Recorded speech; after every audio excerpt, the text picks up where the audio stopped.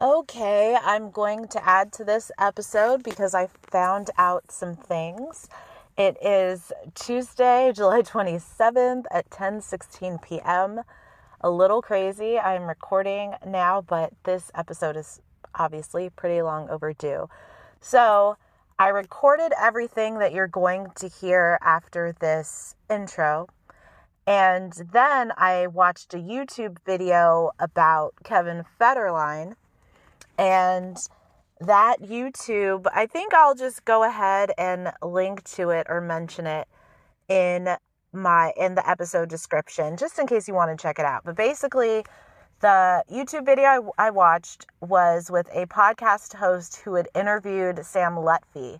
Sam Letfy is the friend of Britney's who was there with her literally when she was taken into her first 5150 hold. They were friends. Jamie didn't like him. Jamie got a 5-year restraining order taken out against him. And so Sam Letfy had an interview with this guy, and they talked about Kevin Federline. Now, I was blaming Kevin Federline before watching this YouTube video, and guess what? I still blame Kevin Federline after watching this YouTube video. So Sam Letfy told the podcast host that he thinks that Britney and Kevin were in love. I personally beg to differ. I don't know their relationship in any way personally, but I beg to differ. He said that, and then he also said that Kevin Federline did what he thought was best, which was to just get paid for his children and to do what his lawyer says, and that was it. And that is exactly why I blame Kevin Federline. First and foremost, if you loved someone, you are not going to sit there and watch their rights stripped away for 13 years. You are going to be fighting for them. You are going to be saying, I think this is too much. I think this is too extreme. And that is something that the podcast host did mention, saying Kevin is not innocent here because he didn't fight for Britney's rights. But this is the bombshell. One of the biggest bombshells that I found out about through this YouTube video that I haven't heard anywhere else. And that bombshell is that Kevin Federline's lawyer is Jamie Spears' friend.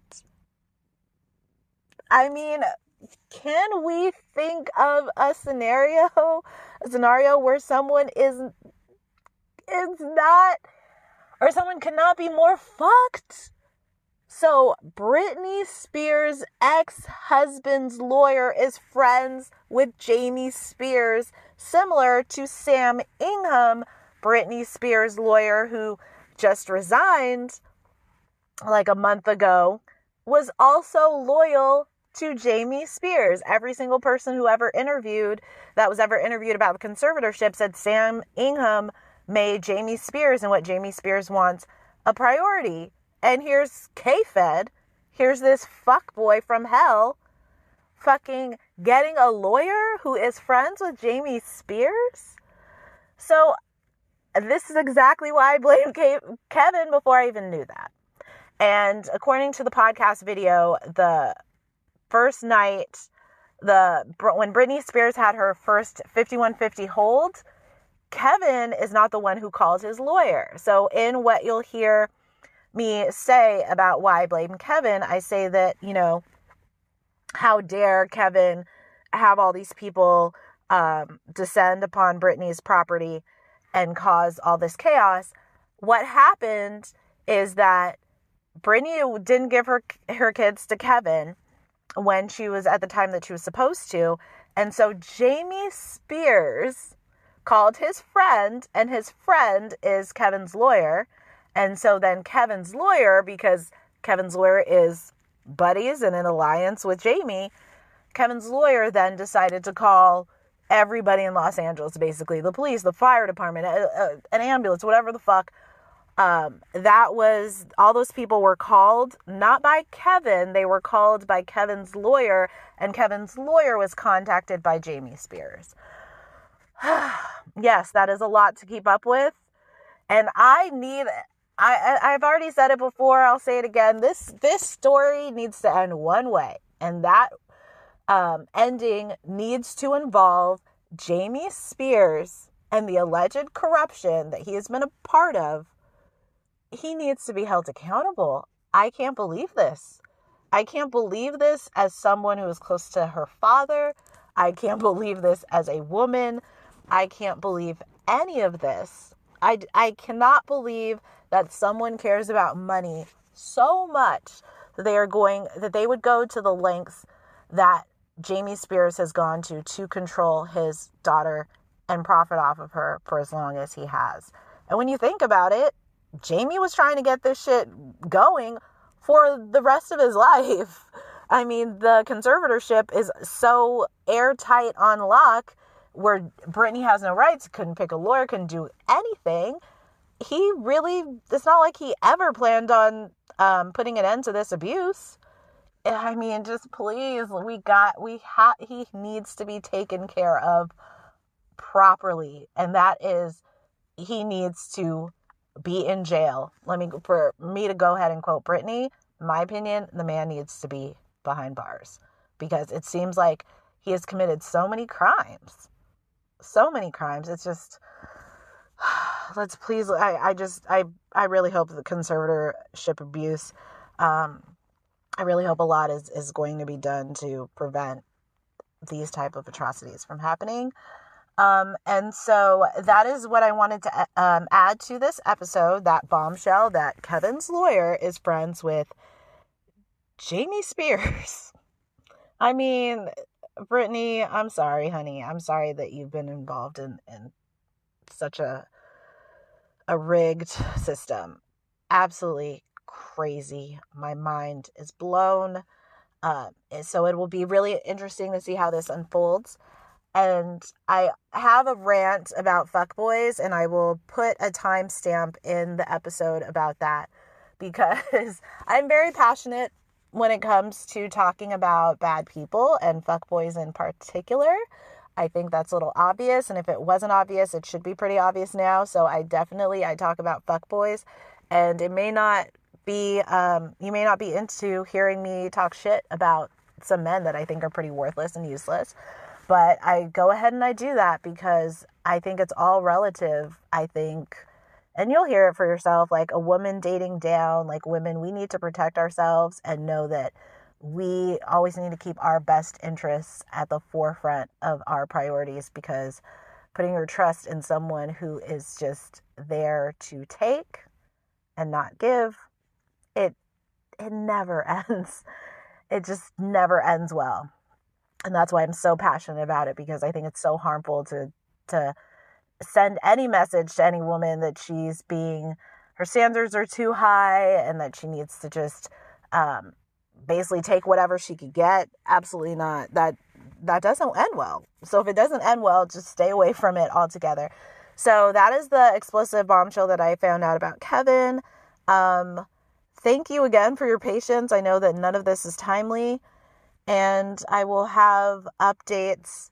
When I say updates, I mean I'm going to try to keep going with weekly episodes.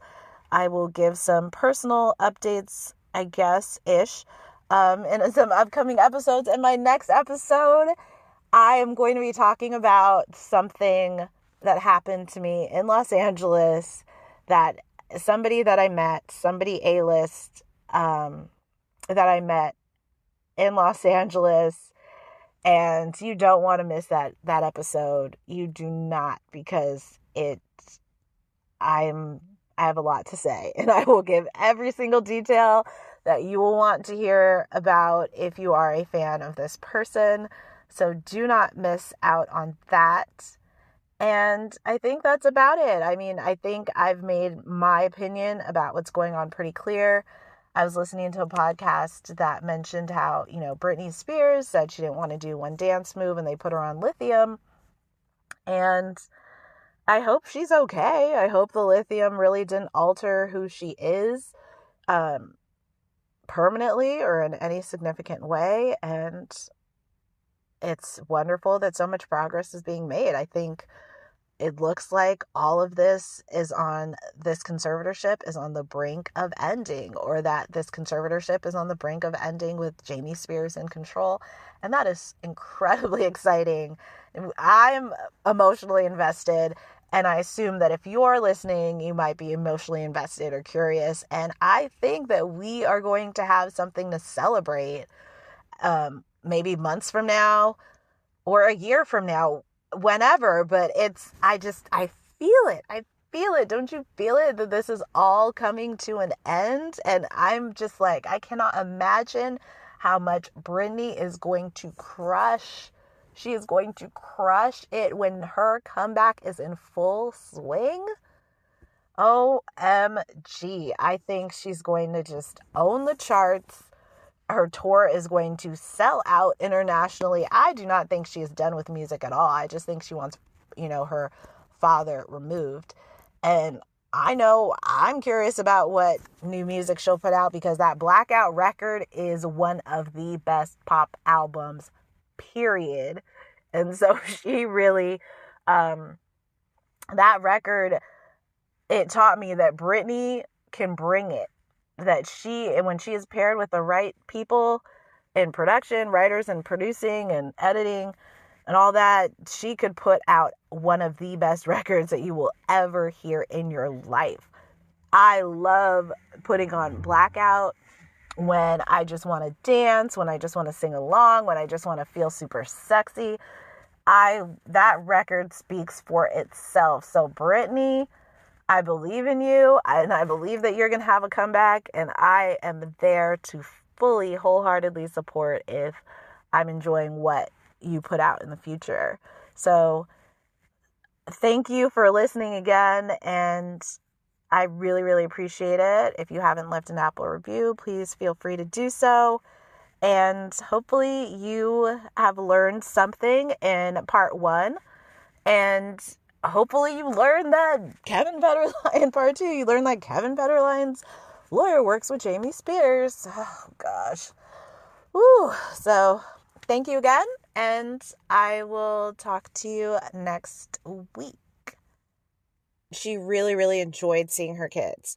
That's what's reported in the New Yorker article. So then there was on one occasion, she wanted more time with her kids. And so she basically went in a bathroom of her house, locked the door with her youngest son. Kevin was not a fan of that move. And so his lawyer called the fire department, the police department, the fire department. There were helicopters. Basically, the SWAT team swooped down. It was like a SWAT team swooped down onto Britney Spears' compound because she didn't give her son back to Kevin at the time that she was supposed to. This is why I blame K-Fed. So you know that you are dating you know that you are married to or divorced or whatever their status was at the time, I guess divorced. You know that you're involved with one of the most famous people in the world, and you are having a fucking SWAT team essentially go to their house. You don't think that's going to cause any fallout? You don't think that's selfish? You don't think that you should try to find a different way to resolve the issue of you getting your baby that brings you a lot of money in child support? You don't think that there's a better way to get that done? So then K-Fed's lawyer has all these people go onto Britney's property. The paparazzi takes all these photos. Britney's taken out on a gurney. So the narrative of Britney being crazy officially begins, but more importantly, Britney is placed on a 5150 hold. So then she's placed on a second 5150 hold. But by the time she's placed on the second 5150 hold, her quote-unquote father has already put together a plan to get her a conservatorship while she is hospitalized. So Kevin is the reason why Britney was placed on the 5150 hold, why the story of her not handing over her kids caused her to be taken out on a gurney. And then the second 5150 hold, that's when Jamie said Jamie was able to start a conservatorship illegally, because in California, you're supposed to be given 5 days unless a judge sees a reason why it should be done immediately. But Britney was still supposed to be notified. She wasn't notified. Jamie is so sneaky that he had all of this done when she couldn't do a goddamn thing about it. So Britney leaves the hospital with no rights. Imagine that. Imagine being placed on an involuntary 5150 hold twice. The first time because of the piece of shit that you dated, and then the second time, and you come out and all of your rights are just past tense. Like, that's a wrap. It's over for you. So I'm going to get back to Kevin, and this is where I'm going to deviate a little bit from talking about Britney. It's related, but talking about her conservatorship. Now, it's so important for women not to date down. It is fucking crucial for a woman not to date down. So I listen to the top podcast for Black people. I don't need to name drop them. I know you probably listened to them. Everybody has, probably. Super popular. And it was like within the past 2 months, probably around 5 weeks, who knows, somebody submitted a listener letter where she said that she was dating this guy who, is really sweet to her, but he doesn't have any money, and he said how he was hit hard from COVID.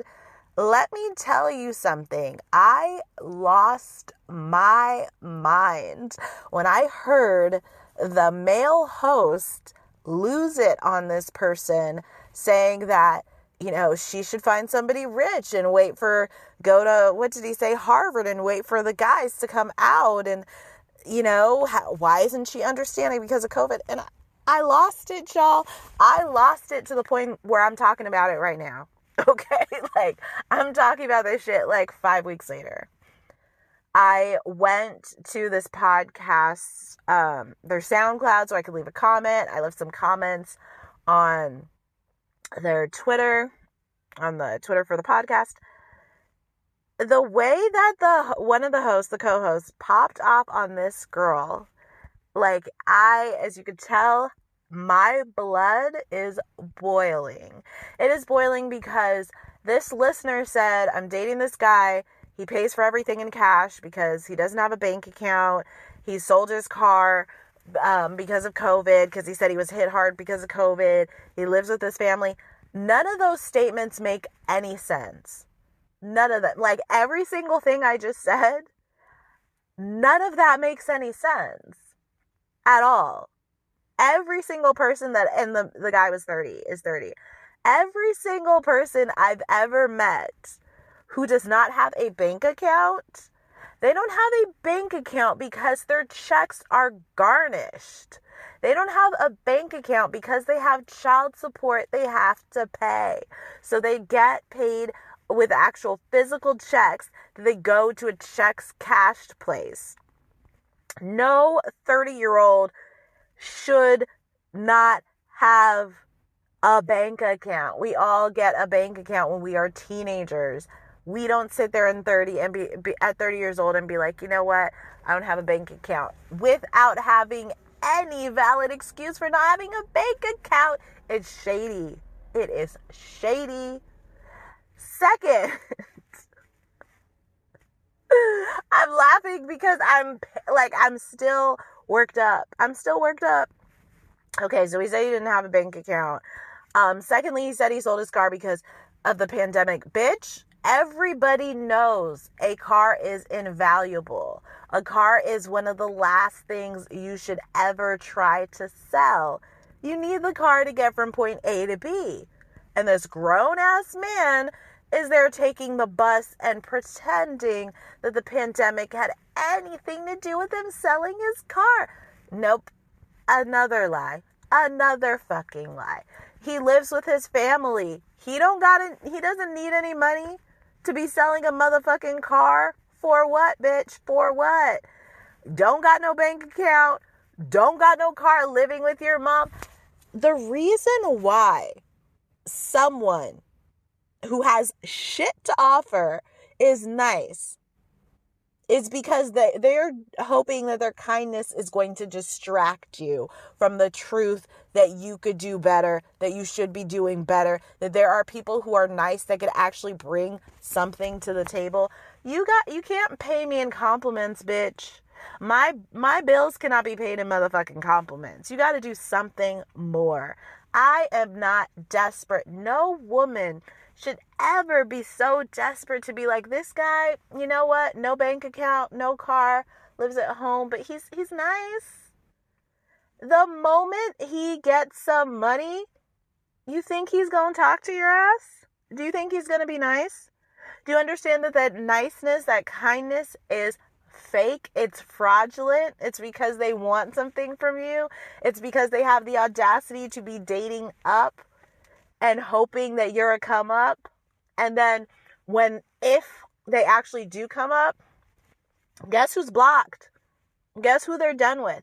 Because sometimes you could be with someone during a struggle, no matter what that struggle is. Doesn't mean if it's a romantic relationship, friendship, or whatever. Sometimes you could be right by someone's side while they're struggling, and they are going to cut you. When I mean cut you, they're going to be done with you when their struggle is over, because you're a reminder of where they've been. So sometimes it's as simple as that. Sometimes someone is just a reminder of a hard time, a bad event, and they're going to cut your ass for that reason and that reason alone. And it doesn't mean, it's not deeper than that. But what men enjoy doing, you could, again, look at celebrities as an example, is everybody who was dating somebody before they were famous. Everybody, I'm using that loosely. A lot of successful men that were in relationships before they were famous, they cut the bitch. They are done with whomever that woman was, and they trade up. They trade her in for someone else. So I will be damned if I am there in the trenches, in the poverty trenches, with a motherfucker who's gonna block me and be done with me as soon as he comes up. It is just, I've seen it before. And I know that the only reason why these guys are nice is because they know ain't no other bitch trying to sit there and put up with them. I was so infuriated that this listener who is successful was torn down for having standards. Women need to have standards, because guess what? When you date down, you end up with a motherfucking Kevin Federline, who is the genesis of your goddamn downfall, who's being so fucking selfish and having someone call in everybody in the fucking Los Angeles area to come and get your fucking son. He was doing the most. He didn't have to do all that. His son wasn't given back to him at the time that he was supposed to get his son. Guess what? Can you wait? Can you wait a few hours? Can you wait until the next day? Do you really gotta be that selfish, knowing the attention that that's going to create, knowing the problems that it's going to create, knowing how much that's going to tarnish Britney's image? But he didn't care, because he is a fuck boy.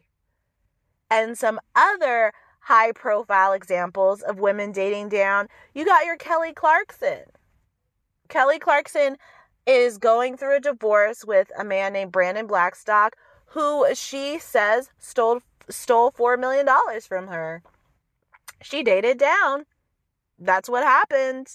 Wendy Williams, the iconic Wendy Williams, who makes God knows how much money from her radio career that became a television career. Wendy dated down. Did that work out for Wendy? Mel B, Scary Spice, dated down, and her now ex-husband used to hit her, used to kick her ass. He wasn't making any money. He wasn't pulling in money. If I remember correctly, he was unemployed throughout the marriage, and she's there thriving, and so he's whooping her ass. She dated down. Sandra Bullock dated down, and so then her ex-husband, Jesse James, had an affair with a ghetto-looking bitch. And then not only did he have an affair, but he kept slamming Sandra in all of his interviews and stuff because, he was upset that she divorced him post-affair. When women date down, a lot of times, they have to learn the hard way that they should have just been single. You are better off being single than dating down and getting fucked over by someone who ain't bringing shit to the table, or you're getting fucked over by people who are fucking finessing and they are full of shit. Now, Kelly Clarkson, she was finessed out of $4 million, allegedly, right? Wendy Williams was finessed out of God knows how much money. Mel B finessed. Sandra Bullock finessed. Guess what, bitches? Guess what, women? Do not ever listen to advice like the advice that was given on this one podcast trying to shame and guilt someone for having standards, because these guys who bring nothing to the table, they might smile in your face, but they're still going to treat you badly. They're still going to cheat. I think about some of the men that I dated as a teenager. So, I was young and dumb, who brought nothing to the table. These motherfuckers treated me the worst. So you might as well be treated well or treated poorly by someone who could actually bring something to the table. But for you to be treated poorly, like in Mel B's case, for you to be abused by somebody who is unemployed, it's all relative. Don't put yourself in the situation where you're like, okay, I out-earned this person by 6 times, but they're nice to me. You don't need nice. You don't need nice. You need something more than that, because you sit there as a woman, and you're like, well, this guy's good to me. He's not that great. He's only being good to you because he has ulterior motives, or he's getting something out of it. And the moment that he doesn't need you that way, he's done. Women don't you ever accept crumbs and scraps from anyone. And now I will get back to Miss Spears. With Britney, she's a celebrity. She's A-list. Almost dropped my phone. She's A-list, and A-listers, they tend to get married quickly. Tend to get married young or quickly, either or, because of just their jobs. They feel that everybody wants something from them. They are always working, always doing some projects, and they just feel like, okay, this person loves me for who I am, and I want some stability. They gravitate towards that, and they act very rapidly. So it's totally understandable that Britney got married very quickly. That's standard. That's nothing new in the industry.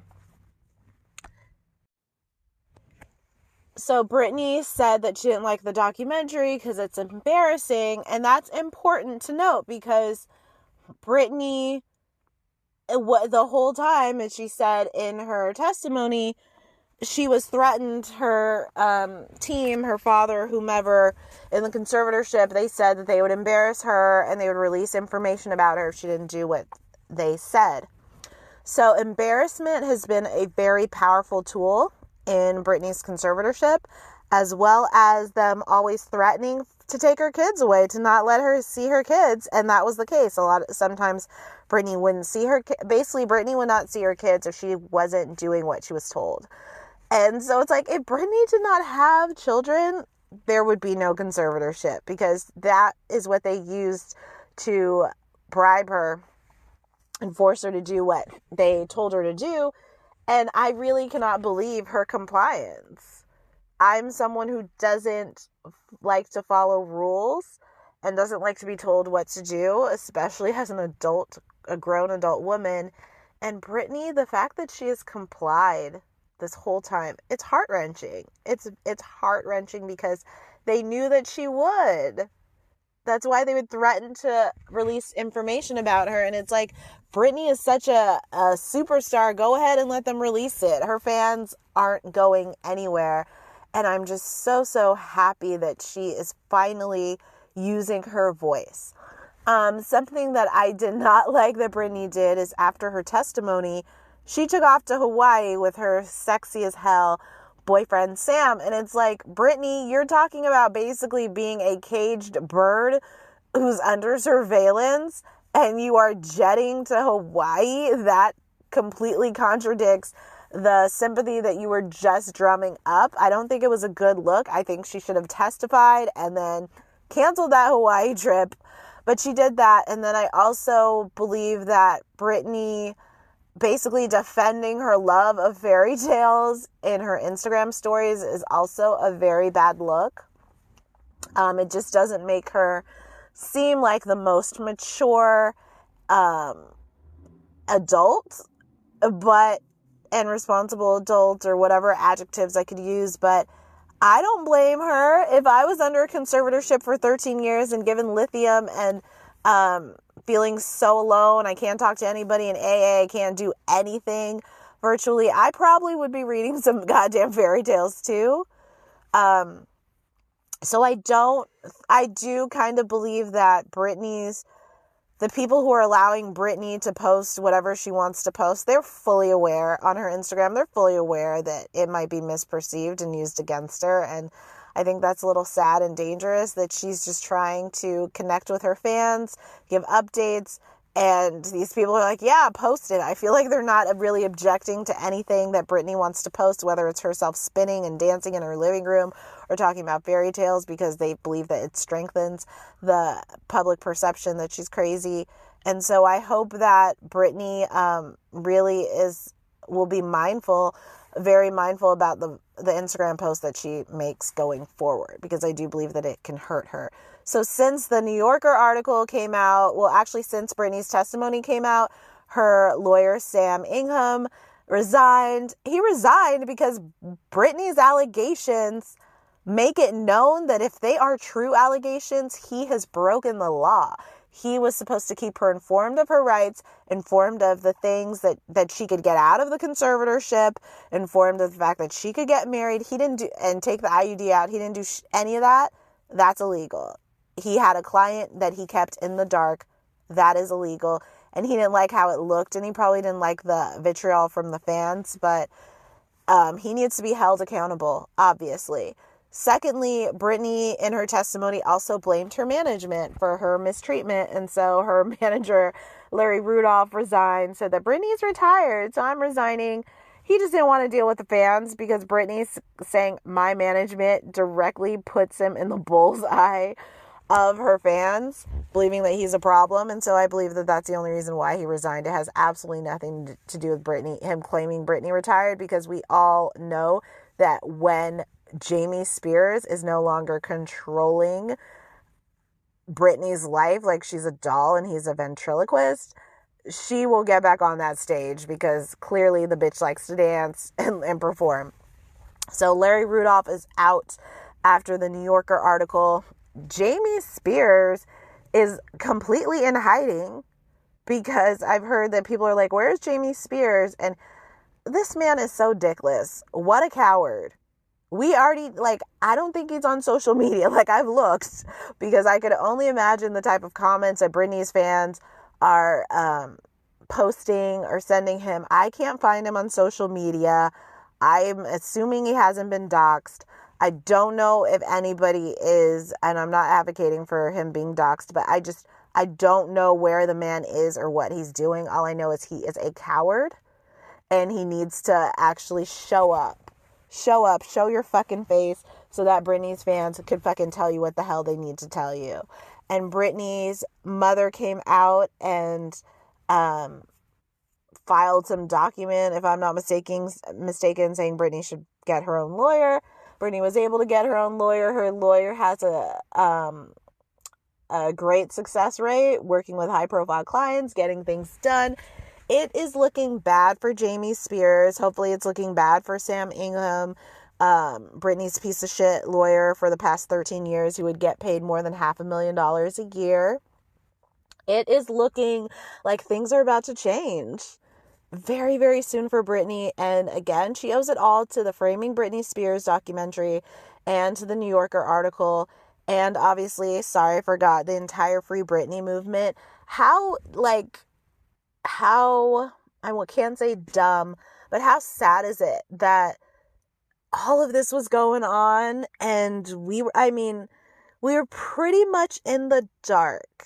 And in many ways, I remember when Britney pulled out of her second Vegas residency because she's like, my dad is sick. I need to be there for my dad. And that was just her saying, nope, I don't want to perform anymore. But I cannot believe how successful the oppressors that have been dealing with Britney have been for such a long time that nobody was really understanding and piecing together everything that she was going through. I remember when it was being reported that she can't have a phone. Yeah, I just thought it was one of the saddest, weirdest, craziest things I'd ever heard. But I thought, okay, I assumed that she got a phone, you know what I mean, months later or whatever. And it's really, really horrible. And obviously, I'm not saying anything groundbreaking or revolutionary when I say that it's horrible. But I'm so thrilled that it looks like Britney is finally getting a lot closer to normalcy, and I just cannot believe the conditions that she was under for such a long time. And Britney has lashed out at her sister, and on Instagram, Britney, lash out at whoever the fuck you want to lash out at. We are so in full support. We want you to get your life back just as much as you want your life back. So it's exciting. It looks like everything is really coming together for Britney. And I can't remember if there's other pieces of the story that I want to cover.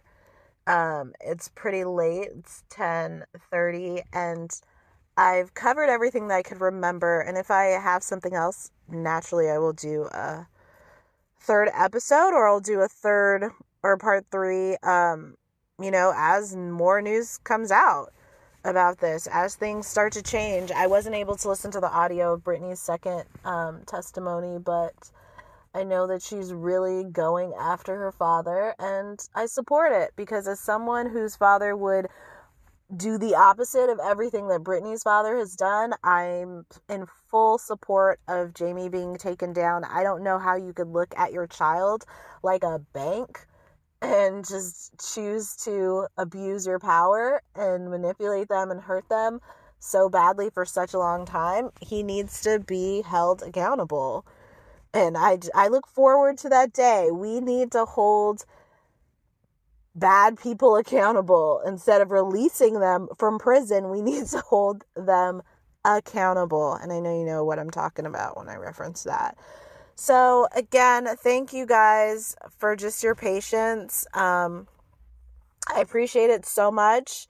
So very much. And I'm sorry this has taken forever, but I had a lot going on. But I obviously love y'all, because I should be in bed or drunk or doing something else.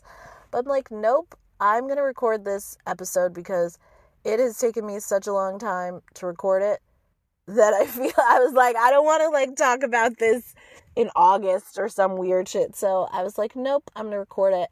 Thank you again, and I will talk to you soon. Rate, subscribe, do what you gotta do. See you soon.